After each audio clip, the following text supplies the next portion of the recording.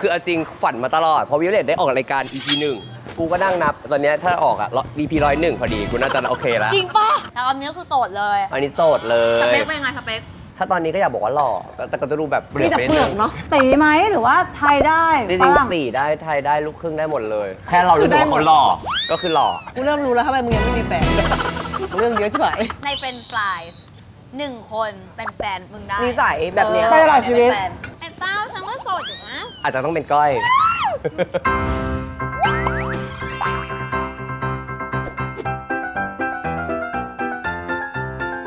เนื่องจากวันนี้เรานะคะนัดดาราเอาไว้เรียกว่าเป็นเบอร์ต้นเลย โอ้โห พี่บอลสวัสดีค่ะ สวัสดีค่ะพี่รุ่นพี่ในวงการ คือปกติยังไงไหนเล่าเนี่ยต้องเป็นแบบเบอร์ต้นๆของวงการ จริง ที่จะมาแบบแชร์เรื่องความรัก นางเอกพี่เบลล่าโบเบลดา พี่คิมพี่มากันหมดแล้ว มาหมดเลย รู้สึกเป็นเกียรติมากเลยเอาจริงปะคือจริงฝันมาตลอดพอวิโอเลตได้ออกรายการ EP 1กูก็นั่งนับตอนนี้ถ้าออกอ่ะ EP 101พอดีกูน่าจะโอเคแล้ว จริงปะ จริงกูนั่งนับโอเค100พอดีกูได้ออกแล้ว ทำไมนับ วันนี้ที่รอคอยคนจะเกิดก็ห้ามอะไรไม่ได้แล้วตอนนี้ กรรมการ บอกเลย รู้หมด ว่าบาสอกนะคะ ไปดูดวงมา เขาบอกว่าจะดังจะปังนะคะ ต้องรอติดตาม แล้วเขาบอกว่า ลยคนนี้ เดือนอะไรนะจะมีงานตุลาอ่ะงานนี้ อ่า งานนี้ไง โอ้ยก็ อ๋อนี่ไง นอกจากงานนี้มีอีกงานหนึ่ง อะไรอ่ะ เขาไปเล่น MV ให้คนคนหนึ อ๋ ง อ มา เมื่อกี้ตอนเดินมามีเพลงเขาเปิดอยู่กูก็อินเนอร์มาเลย อินเนอร์ว่าอะไร อินเนอร์ favorite mistake แต่อย่าลืมไปดู MV ด้วยนะทุกคน ไม่แล้วแต่ว่าวันนี้จริง ๆ คือต้องคุยความรักกับคุณมอส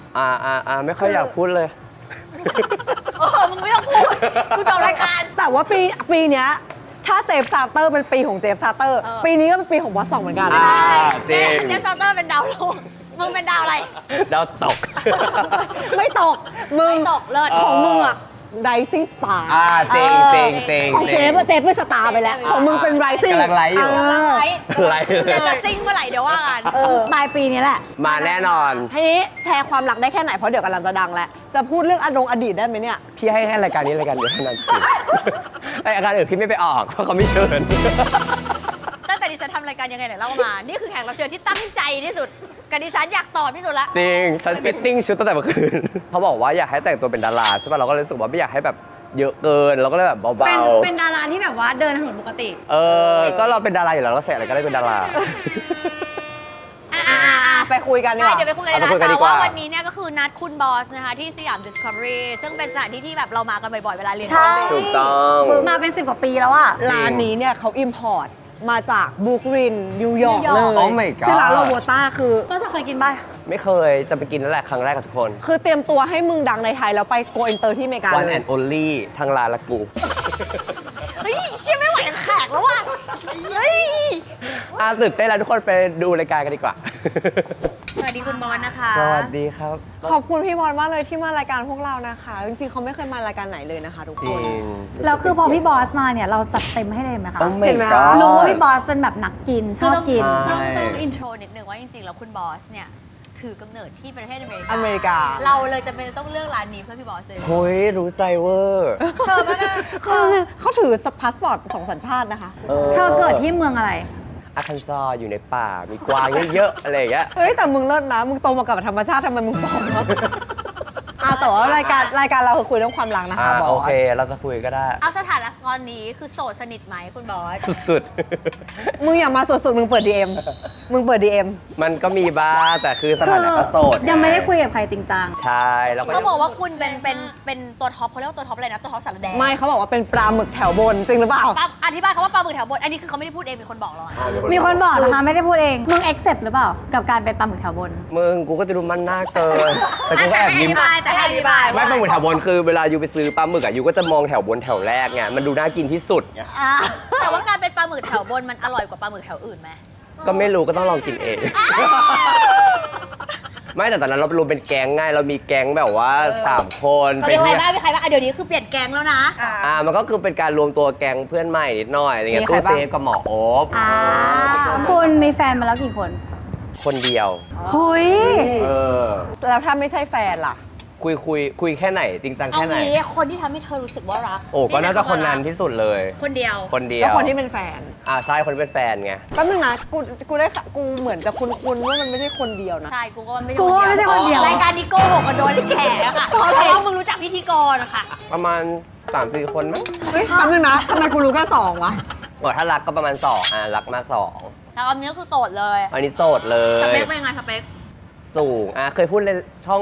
น้อ ช่อง ง เค ก็ ย ได้ เค ที่ ย นี่ไปแล้ เคยพูดแล้ว ว คือชอบคนสูง ทำไมมึงถึงเลือกสูงมาอย่างแรกอะ ทำไม เราแค่อยากดูตัวเล็กเวลาอยู่กับเขาไง มึงคนตัวเล็กแต่ว่าอินเนอร์ใหญ่ได้ปะ ก็ได้ 1 สูง ถ้าตอนนี้ก็อยากบอกว่าหล่อแต่ก็จะดูแบบ 2 มีแต่ ไป เปลือก ดง เนาะ มีดอก1 สูง 2 หล่อ เอาเปลือกก่อนก็ได้ มี เปลือก สูงมีหล่อหล่อแบบไหนต้องคลิ ก็หล่อใน นึง แบบ แบบไหนถึงเรียกว่าหล่อสำหรับมึงอะ ตีไหมหรือว่าไทยได้ จริ ฝ ง รั่ง ๆตีได้ไทยได้ลูกครึ่งได้หมดเลย ก็ คือ ได้หมด คือขอแค่เรารู้สึกว่าเขาหล่อก็คือหล่อ มึงมีขอเรฟเฟอเรนซ์1 คนได้ปะที่มึงคิดว่าหล่อ พี่มาริโอหล่อมากประมาณนี้ได้ไหมคะ โอเค อะไรยังไงอยู่เลย ข้อสาม ข้อ3หรออยู่แล้วสบายใจอยู่ด้วยเราสบายใจ ใช่เหมือนอยู่กับเพื่อนอยู่กับที่บ้านอะไรอย่างเงี้ยรู้สึกว่าถ้าเขาอยู่กับเราได้เราก็โอเค ต้องเข้าใจทุกอย่างที่เป็นเรา อย่ารับเราได้ทุกอย่าง แล้วนิสัยส่วนตัว เขาเรียกว่ามีเป็นคนมีเสน่ห์ละกันได้ไหม กูชอบมากทุกอย่างมันจะแบบอยู่รอบๆ ไม่เป็นไร เอางี้ในเฟรนด์สไลน์1 คน ต้องเป็นแฟ คน นนี้จะกลายเป็นผู้ชายปุ๊บเป็นแฟนมึงได้ นิสัยแบบเนี้ย ไปตลอดชีวิต เป็นแฟน ก่อนอันนี้เคยคิดว่าเป็นแอมมี่แต่ตอนนี้แอมมี่ทำงานเยอะเกิน จนกูรู้สึกว่าเดี๋ยวกูโดนลืม กูก็เลยไม่ เรา เอา ต้องการ attention ก็ เว เลย ลา ก็เลยไม่เอาแอมมี่แล้ว ใช่ เป็นใครดีเป็น แปลว่ามึงต้องการคนที่แบบว่า มีความเอามึงอยู่นิดนึง เพราะแอมมี่มันเอามึงอยู่ ใช่ อ่ะ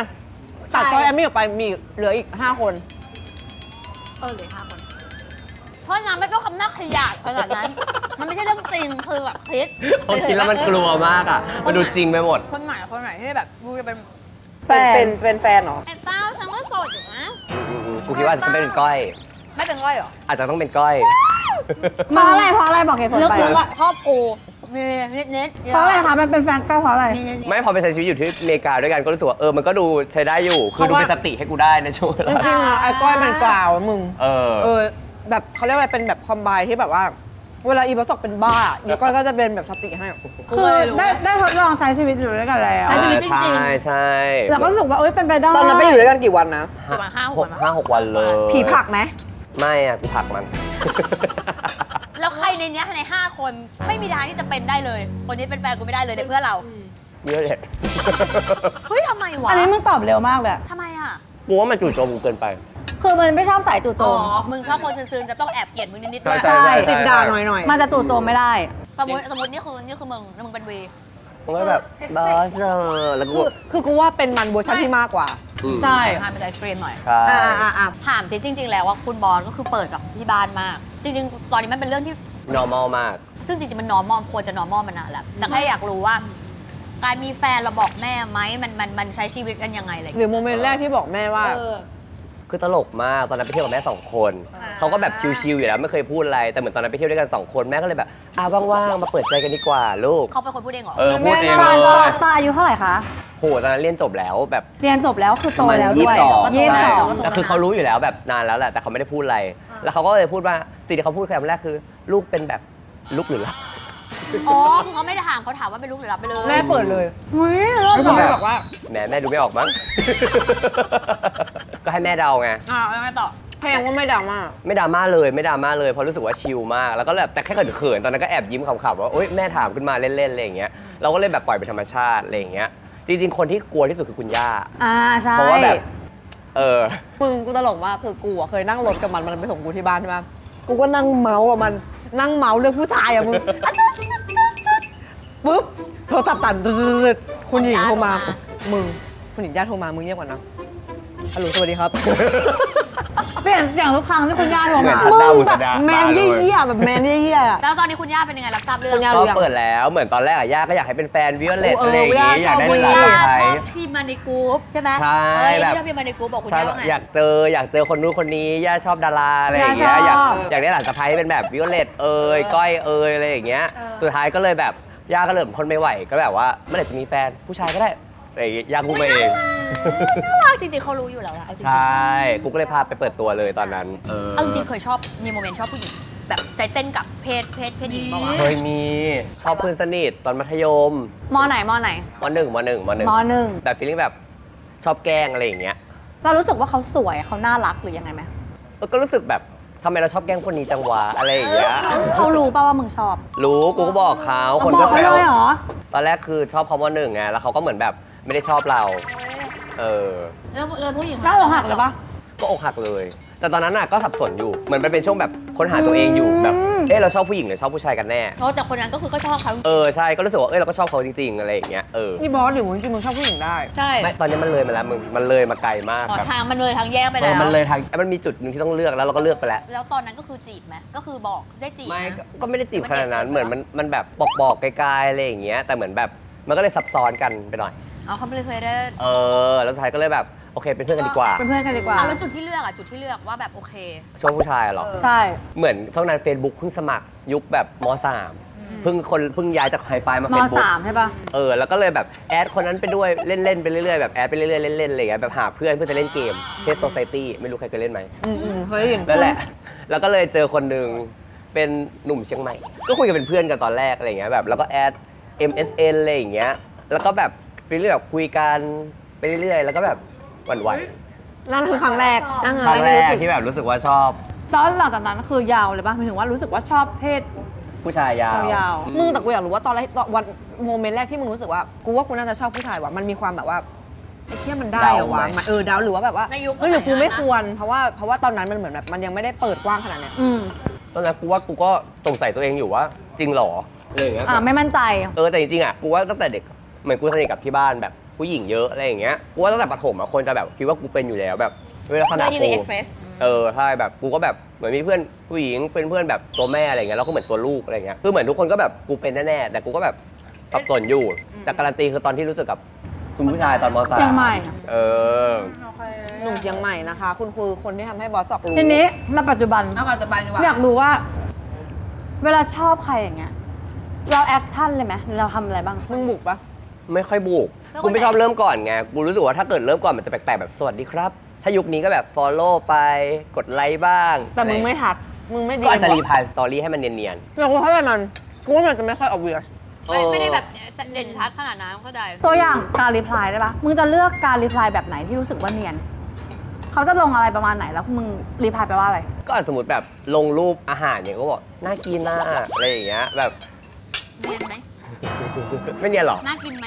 คือถ้ามีคนรีプライกูอย่างเงี้ย กูรู้เลย กูนะ ไม่แต่ว่ามึงก็อยากทำให้เขารู้อยู่แล้ว แต่แค่ไม่ส่งสารต่อคน เอ อื่น อใช่ใช่ก็แบบก็อาจจะถามว่าร้านอะไรหรืออะไรอย่างเงี้ยแบบถามเฉยๆแบ กู บ ว่าร้านอะไร เนีย โอเคนะ ร้านอะไรอ่ะ ร้านอะไรอ่ะ แต่ถ้าน่ากินอ่ะ น่ากินอ่ะ กลับบ้านไปเนียนที่บ้านค่ะ ไม่เนียนค่ะคุณนะ ร้านอะไรก็ได้ร้านอะไร ก็แสดงว่าก็แสดงออกประมาณนึงอยากให้เขารู้ประมาณนึง ใช่ แต่คือบางทีเราก็รอให้เขาทักมาก่อนไงแบบอะไรอย่างเงี้ยเราก็จะแบบ แล้วเวลาเจอตัวจริงอ่ะ เราเขินไหม เราทำยังไง เราบุกไหมหรือว่าเราไง สมมุติว่า เราอ่อยเบอร์ไหนดีกว่า เราก็นั่ง เราอ่ กิ อย น เบอร์ ข้าวร่วมๆกันหลายๆคน ไม่ แผ่มวลไหมแผ่มวลไหม กูเขินอ่ะกูว่ากูถ้ากูเจอคนที่ชอบมากกูจะยิ้มแบบโดยไม่รู้ตัว ฉันยิ้มอยู่บ้าจริง แบบเพิ่งรู้ตัวว่ากูเป็นคนอย่างนี้แล้วแบบกูเผยยิ้มด้วยไม่รู้ตัวแล้วแบบ จริงเหรอ เออ ยังไม่รู้ตัวเหรอ แล้วทำตัวไม่ถูกอะไรอย่างเงี้ยเราแบบไม่กล้าแบบสบตาคนเยอะเราก็เลยแบบเป็นคนแบบไม่เล่นอ่ะถ้าใครรู้สึกก็ถ้าใครเห็นเราทำอย่างนั้นก็ แต่ว่าเราจริงจังนะ ใช่นะ แล้วจริงจังประมาณ 15 คนนี่จริงจังหมด เราก็ชอบได้หลายเรื่อยๆไงตอนนี้เราโสดอยู่เราก็เปิดโอกาสให้ตัวเอง เจอกับอะไรใหม่ แล้วตอนที่มีแฟนอ่ะ มึงเคยแบบว่าเคยมีชู้ เรา ปะ เป็นคนเจ้าชู้ปะ ๆ ไม่เลยนะ ในเรื่องของความเจ้าชู้คือเป็นคนไม่เจ้าชู้มึงว่ากลุ่มเรามีคนที่ดูเจ้าชู้คนที่ดูเจ้าชู้ นี่มันเกิดเหตุอะไรกันขึ้น กูชอบมากแม่งเหมือนฟ้าบอกว่าเงียบเงียบ เงียบไว้นรกรออยู่ เงียบๆนรกรออยู่ เธอไม่ได้เป็นคนเจ้าชู้ เธอคิดว่าในกลุ่มเรามันมีคนเจ้าชู้ปะ มีไหมคนเจ้าชู้ มันก็มีแต่รู้แล้วแต่ว่าเจ้าชู้ประมาณไหน เอางี้ไม่บอกชื่อ มันจะมีเจ้าชู้ประมาณไหนไม่บอกชื่อบ ริหารเสน่ห์มีแก๊งบริหารเสน่ห์ ก็ค่อนข้างเยอะนะแกงเนี้ย ประมาณเกินครึ่ง แก๊งบริหารเสน่ห์แบบไม่เกินเลยแต่บริหารเก่ง ว่าณวันนี้ อะไรเป็น red flag สำหรับคนที่แบบว่าเข้ามาบ้างแบบ แบบนี้คือเป็นแฟนไม่ได้เลย แบบไม่ไหว เอาจริงก็ดูเจ้าชู้อะคือถ้าเข้ามาแล้วดูเจ้าชู้อะ มันจะรู้สึกว่าแบบถอยห่างนิดนึงแบบดูคนนี้ดูคุยเยอะแบบดูม่อๆอ่ะใช้คำศัพท์นี้อยู่ป่ะสมัยเนี้ยมอดูแบบ ดูไม่จริงจังดูไปเรื่อย ดูไปเรื่อยแบบคุยกับฉันแล้วก็ดูคุยกับคนนี้อะไรอย่างแบบดูแบบแค่บนโต๊ะคืนนั้นก็อาจจะคุยกันหลายคนอะไรอย่างเงี้ยแบบดูส่งสัตว์แบบบริหารเสน่ห์เกินอ่ะ นี่ก็คือเลดแฟลกของเธ ฟิล อ ไม่เลือก จริงๆกูชอบคนนิ่งๆมากกว่า บอสอาจจะชอบนิ่งแต่ว่าต้องสนใจ ใช่ ถูกไหม ก็ส่งหินมานิดนึงอ่ะเข้าใจป่ะแบบ ไม่ต้องเยอะ ใช่ ฟิลนิ่งๆแต่สนใจเราอยู่นะ ก็ชาเย็นชาคือนิ่งแน่แต่ต้องบาลานซ์ ใช่แบบก็แบบนิ่งๆแบบนิ่งๆอยู่ข้างนอกก็แบบดูไม่สนใจเราแต่อยู่กับเราก็แบบ กูว่าเล็บคือเกาหลีมึง ใช่กูเป็นเจ้าหญิงที่ จริงๆเรารักเลยมึงมากแบบจริงๆรักมึงมากแค่แบบไม่ได้แสดงออกเยอะ มันคือความอ่อนหวาน ต้องไปดูเลิฟเน็กดอ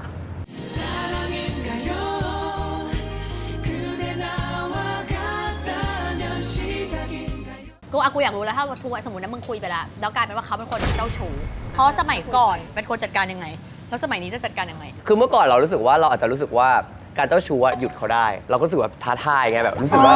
ฉันแบบเหมือนในนิยายแจ่มใสแบบว่าเขาคือผู้ชายเจ้าชู้ที่ฉันจะหยุดเธอให้ได้ แบบนั้นคนนึงท้าทายเหรอ ก็อาจจะรู้สึกว่ามันมีความท้าทายด้วยแล้วรู้สึกว่าเฮ้ยเขาเลือกเราอะไรอย่างเงี้ยแบบรู้สึกว่าแบบ ซีรีส์สุด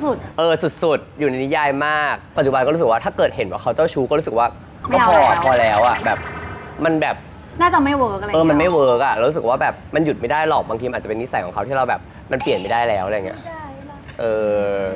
ก็คือถ้าเจอคนเจ้าชู้ก็คือรู้สึกว่าจะพ ก็แบบพอเลยกางกบาดแอก มีเลดแฟลกข้ออื่นอีกปะนอกจากเจ้าชู้ อาจจะเป็นคนที่แบบเป็นคนไม่ค่อยชอบคนสปอยมั้งเราชอบคนที่แบบเท่ากันอ่ะไม่อยากรู้สึกว่าติดหนี้แบบหมายถึงว่าไม่อยากเป็นหนี้บุญคุณเขาไม่ต้องดูแลเราขนาดนั้นเรารู้สึกว่าอยากเป็นเพื่อนกันมากกว่าอะไรอย่างเงี้ยตอนที่เข้ามาเลยอันนี้ไม่ได้เป็นเลสแต่แค่รู้สึกว่าเราไม่ต้องแบบอยู่เหนือกว่าเธอเราแบบเท่ากันเลย แล้วเธอไม่อยากเป็นเจ้าหญิงเหรอ ก็อยากเป็นแต่รอเป็นแฟนก่อน คือมึงไปสเต็ปแต่ตอนแรกเนี่ยคืออยากให้เยอะ แต่พอเป็นแล้วต้องให้นะ ใช่ ก็ซีรีส์ไงมึง กูเริ่มรู้แล้วทำไมมึงยังไม่มีแฟน อีดอกเรื่องเยอะใช่ไหม อันนี้คือดีมาแต่ความจริงเราก็แบบคนง่ายๆอะไรอย่างงี้แต่บอสเป็นคนง่ายๆจริงๆหมายถึงว่าถ้าอยู่ได้แล้วก็คืออยู่ได้เลย จริง เนาะ เขาบอกว่ามึงเคยโดนเพื่อนหักหลังเหรอใครหักหลังมึงวะ หักหลังเรื่องความรักใช่ไหม มันใช่มันก็คือมันไม่เชิงหมายถึงว่ามันเป็นเพื่อนแบบฟีลแบบมันเพื่อนไม่จริงขนาดนั้น ไม่ได้เป็นเพื่อนสนิท เหมือนคอยถามว่าแบบความสัมพันธ์เรากับคนที่เราคุยคนนั้นเป็นยังไงแล้วสุดท้ายพอเราเลิกคุยกับคนนั้นอ่ะเขาก็ทักไปแทน เขาก็เสียบ ไม่คือต้องบอกว่าสมัยเรียนนะมันเป็นน่ารัก คือมันถึงว่ามันหน้าตาดีมันน่ารักแล้วมันก็นิสัยแบบนิสัยน่ารักนิสัยดูบอบบางอะไรเงี้ย เอ็นดู เพราะฉะนั้นแบบบางทีอะคนที่แบบว่าเป็นแบบสายตัวแรงอะก็จะหมั่นไส้บ้างว่าแบบโอ้ยอีนี่ซอฟใส่น่ารักจังเลย เกินเลย แต่ตอนนี้เนี่ยถ้าเมาคือก้าวร้าวเลย แต่ตอนนี้บอสส่งได้เปลี่ยนไปแล้ว อินโวฟ ก็ชอบมากคือบอสสอบไปหาหมอดูแล้วหมอดูก็บอกว่าไปเอาหมาออกจากบ้านโดยการ เรื่องนี้เป็นยังไง ไม่งั้นชีวิตจะแย่ลงคือไปขูดหินปู คือน เขาทักว่าแบบอย่าโกรธอาจารย์นะขอพูดอย่างนึงคือหนูว่าช่วงเนี้ยปากไม่ค่อยดีเลยไปขูดหินปูนหน่อยแบบแล้วตอนเขาขูดก็คิดนะว่าเอาสิ่งไม่ดีออกจากปาก แล้วเดี๋ยวความรักมันจะดีขึ้นเพราะเขาบอกว่าตอนเนี้ยมันเหมือนแบบปากเราแล่นเกิน คนมาคุยด้วยมันก็เลยแบบเหมือนรู้สึก แล้ว ว่าปากแซ่บ เรา เกิ ควร น หินปูนหรือยัง ยังหาคิวอยู่ โทรหากูเมื่อวานพูดตรงนั่งด่าพวกมึงให้กูฟังพอด่าเสร็จพูดว่าอะไรรู้ปะยังไม่ขูดหินปูนเลย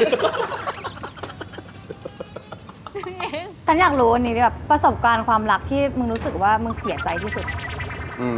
มันคืออะไร ที่เสียใจที่สุดมันคงเป็นวันที่ เรารู้สึกว่าเรารักเขาอยู่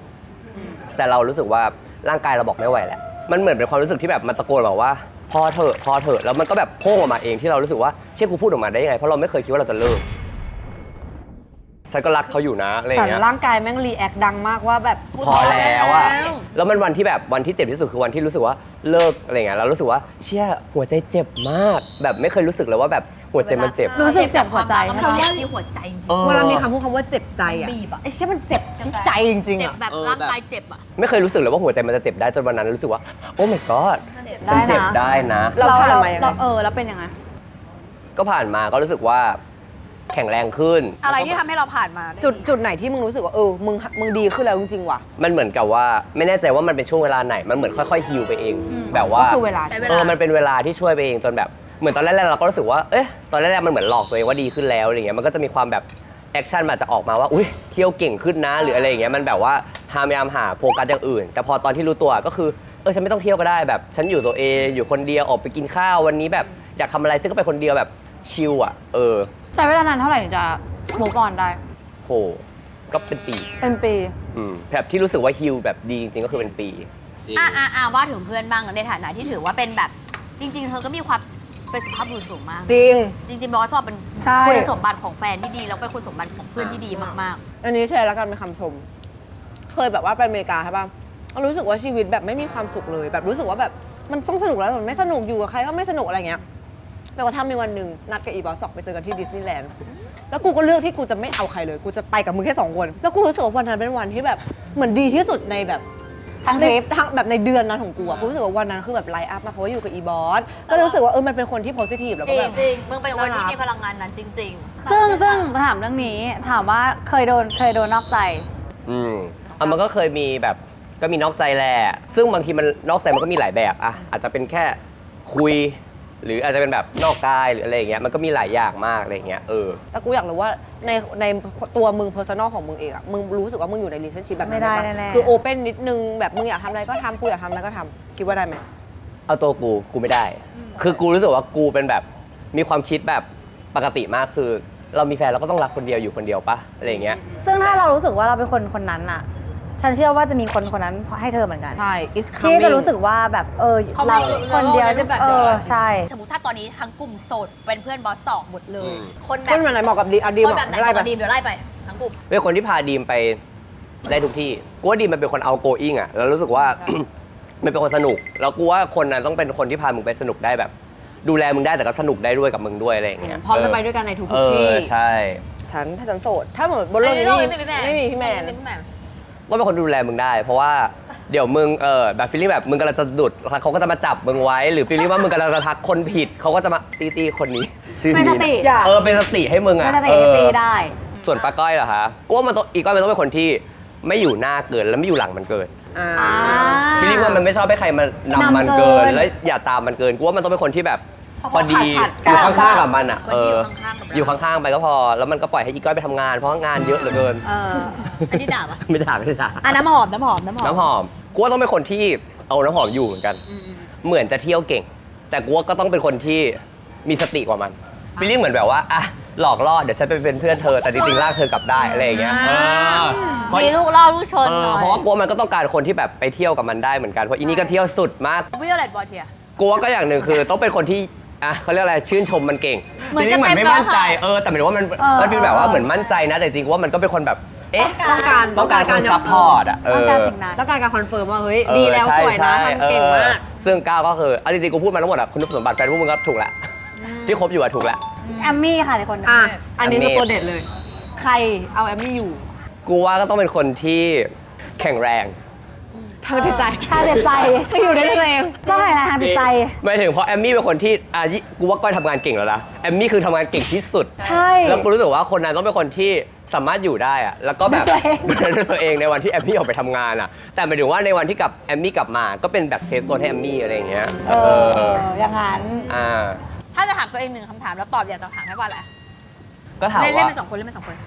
แล้วคุณรู้สึกว่าตัวเองพัฒนาอะไรบ้างจากตอนแรกถึงตอนนี้นะฮะคุณบอสก็รู้สึกว่าจริงๆพัฒนามาเยอะมากเลยแบบเอาจริงทุกด้านอย่างแบบ YouTube ตอนแรกอะจำได้เลยเทปแรกที่มาออกเผาก้อย ไม่กล้าพูดเลย รู้สึกว่าจังหวะตัวเองมันแบบไม่ ต้องพูดตรงไหนดี จะพูดตรงไหนแบบผิดพลาดหรือเปล่าตอนนี้คือโอเคพวกมึงหยุดพูดเอง ไม่แต่คือจริงๆก้อยมันบอกว่าแบบสุดท้ายเวลาเราฝึกทำไปเรื่อยๆตอนแรกมันอาจจะไม่เก่งหรือแบบสุดท้ายเราอาจจะแบบไม่ได้รู้สึกว่าทางนี้ไม่ใช่แต่แบบพอเราทำไปเรื่อยๆมันก็รู้สึกว่ามันก็จะเก่งขึ้นอย่างนั้นเราก็เราทำไปก่อน จริงๆว่าสิ่งที่บักมึงคือความกลัวเว้ยเพียงแต่พอมึงไม่กลัวแล้วมันก็เลยเฉิดฉายสุด ใช่จริงๆจริงๆตอนนี้กูชอบมึงเวอร์ชันนี้มากเป็นเวอร์ชันที่แบบเปรี้ยวมาก ๆเทปเนี้ยเป็นเทปที่เรากินจริงจังสุด ใช่ ไม่เคยเพราะว่าอะไรเป็นเพื่อนไงก็เลยกล้ากินแบบ ด้วย แล้วมันก็กินด้วยคุยด้วย นะคะแล้วก็จะบอกว่าอร่อย อร่อยมาก ทำถึง ร้านนี้ย้ำอีกทีนะคะ ชื่อร้านว่า Roberta's Roberta's อยู่ที่สยาม Discovery นะคะ ใช่แล้ว อิมพอร์ตมาจากบรุกลินนิวยอร์ก มีที่เดียวที่แรกในไทยเท่านั้นนะ นี่คือเป็นพิซซ่าเตาฟืน แล้วฉันว่ามันอร่อยมากคือแป้งแบบนุ่มกำลังดีอะ อยากให้ทุกคนได้มาลองทานกัน ซึ่งจริงๆที่นี่คือตั้งอยู่ที่สยาม Discovery ชั้น 3 นะคะ คือปกติสยามดิสพูดตรงๆว่าจะไม่ค่อยเห็นโซนอาหารมากนัก ใช่ แต่ตอนนี้เนี่ยโซนเขาเปิดแล้วนะคะ ชื่อว่าโซน Flavor Lab ชั้น 3 อยากให้มากันนะจ๊ะ มีอาหารทุกชาติเลย ร้านนี้ก็คืออร่อย แล้วเขาบอกว่ามีโปรโมชั่นสำหรับไอ้นี่ด้วยนะ แฟนคลับรายการเรายังไงไหนเล่า ถ้าเดินเข้ามาปุ๊บมาบอกโค้ดลับบอกพนักงานว่า ยังไงไหนเล่า ถ้าคุณกินครบ 1,000 บาทขึ้นไปนะคะ ได้รับฟรีไปเลยคือ House Bread นะคะ แล้วก็ House Stracciatella ถูกต้องถึง5ธันวานี้เท่านั้น มากันนะคะ ยา แล้วก็จริงๆอ่ะช่วงนี้อีกแป๊บเดียวจะเข้าปลายปีแล้วเฟสทีฟจะบอกว่าสยาม Discovery นะคะมีแบบเขาเรียกมีไอเทม เยอะมาก มีของขวัญเยอะมาก เหมือนแบบเป็นห้างที่กูรู้สึกว่าหาไอเทมแบบเนี้ยที่ห้างอื่น ใช่ ไม่ได้อะนะ จริ คะ ง เพราะฉะนั้นอยากให้ทุกคนมาแบบลองช้อปปิ้งดูเขามีไอเทมที่แบบเก๋ๆเต็มไปหมดเลย หรือมากินมื้อพิเศษกับครอบครัวกับเพื่อนๆก็ได้ ถูก เราต้องบอกว่าบรรยากาศเป็นอเมริกันนะ จริงแบบตกแต่งสไตล์บรุกลินเลย ใช่ ต้องพูดภาษาอังกฤษตลอดเวลา Hello ฮัลโหล ไหน เกิดที่อเมริกาเป็นส ฝาก จวต ร้านนี้ทุกอย่างเป็นภาษาอังกฤษหนึ่ง So ที everyone you can come here is Roberta เออ แค่นี้แหละจบ โอเคเอาเป็นว่าก็มากันนะคะอ่ะ อย่า ทีนี้ขอคำถามสุดท้ายละกัน เราจะไม่ถามปกติพิธีกรต้องถาม แต่เนื่องจาก ให้ถามตัวเอง น่าจะเซลฟ์พรีแพร์มาเยอะ ให้ถามตัวเองแล้วก็ตอบตัวเองเชิญค่ะ ให้เข้ากับคอนเซปต์รายการความรักก็คงเป็นแบบบทเรียนที่ใหญ่ที่สุดจากความรักอ่ะ เออ อย่าลืมคุณค่าตัวเองคือกูว่าทุกคนอ่ะ พอมีความรักแล้วบางทีเราลืมค่าตัวเองแบบ เรารักเขามากแล้วเราก็ให้แบบเราพรีสเขาหรืออะไรเงี้ยจนลืมว่าแบบจริงๆตัวเองมันมีค่าแค่ไหนอะไรเงี้ยแล้วก็แบบไม่ใช่ตอนที่มีแฟนอย่างเดียวตอนที่อยู่คนเดียวอย่างเงี้ยบางทีเราอาจจะรู้สึกว่าทำไมฉันถึงไม่มีแฟนสักทีอะไรเงี้ยแบบซัฟเฟอร์อะไรเงี้ยเราก็รู้สึกว่าเรารู้แบบตัวเองก็พอว่าแบบเดี๋ยววันหนึงมันก็มา ใช่ แบบ เพราะเราเป็นคนค่า ใช่ แล้วเดี๋ยววันนั้นคนที่ใช่แล้วคู่ควรกับค่าของเรามันก็จะมาเอง ใช่ถูกต้อง ถ้าคิดอย่างนี้ได้ความรักดีๆก็จะมานะคะ จริงค่ะ อย่างตอนนี้บอสอกก็คือเข้าได้นะคะ มาทำความรู้จักกันได้ ตอนที่เทปออนอาจจะมีคนคุยแล้ว อ่า แต่ไม่เดี๋ยวปิดโอกาสคุยได้อยู่ ฝากช่องทาง เอ สิ อ ก็ฝาก ติดต่องานเธออะไรยังไง ติดต่อ ผล ได้เลยนะฮะ มีทั้ง IG TikTok YouTube ชื่อบอสซอกอันนี้ขึ้นมาหมดเลย รับได้หมดทุกอย่าง อ๋อ แต่อย่าลืมผลงานที่ออกไปล่าสุดเมื่อเดือนที่แล้ว ผลงาน เดือนตุลาที่ผ่านมา มีเพลงออกมาเป็น MV คุณวิโอเลต อ่า ชื่อเพลงว่า Back to Reality Back to Saying yes to all the questions she don't have to ask. Yeah, I really like that. ต้องบอกว่า MV เนี้ยมันเพลงเนี้ยมันอินสไปร์มาจากเรา คือนัตตี้มีเพลงแต่งงานแล้วกูก็เหมือนกัน อ่ะแต่ว่าอันนี้เป็นเพลงที่อินสปายจากบอสสอก ใช่ บอสสอกก็เป็นเพื่อนไป ใช่ ก็เลยได้เป็นเพื่อนไป แต่ชอบมากเพลงแบบดีเทลสุดๆ คือบอกนิดเดียวเฉยๆว่าตอนทำอ่ะคือโทรมาถามบอกว่าคือกูเริ่มมีสติแล้วไงเวลาบอกเรื่องแบบความรักกูก็จะเริ่มกราวทึ่งอีวิวบอกว่ามึงขอฟุ้งกลับไปเหมือนสมัยก่อนเลยแบบว่า ขอแบบบ้าๆบอๆ บอๆแบบเพอร์เจอร์เหมือนในนิยายอะไรเงี้ยแล้วสุดท้ายก็ออกมาเป็นเพลงนี้ก็ไปติดตามกัน ได้ เดี๋ยวเราติดตามด้วย อ๋อแล้วเราติดตามเฟรนฟรายด้วย เป็นไฟล์ค่ะอิน ห เดี ลัง ย จาก นะ เท คะ ปนี้จะเป็นเฟรนฟรายต่อเดี๋ยว โอเคได้เลย ติดตามได้นะฮะช่องเป็นไฟบอสซอกก็ยังอยู่ดูช่องนี้เยอะๆนะฮะบอสซอกจะได้ไม่โดนไล่ออก โอเคค่ะ บ๊ายบายทุกคนอ่ะเปิด อุ๊ยลืมเลยต้องพูดยังไงเนี่ยเล่าด้วย โอ้โห ไหน เราพูดยัง ส ไง ไตล์เธอยังไง ยังไงเนี่ยเล่า เบาๆ บอกคำจะพูด 1 2 3ยังไงเนี่ยเล่าก ดไลค์ กดแชร์ กด subscribe ค่ะ สวัสดีค่ะ แย่ๆชอบบอสซอกด้วยนะ บ๊ายบาย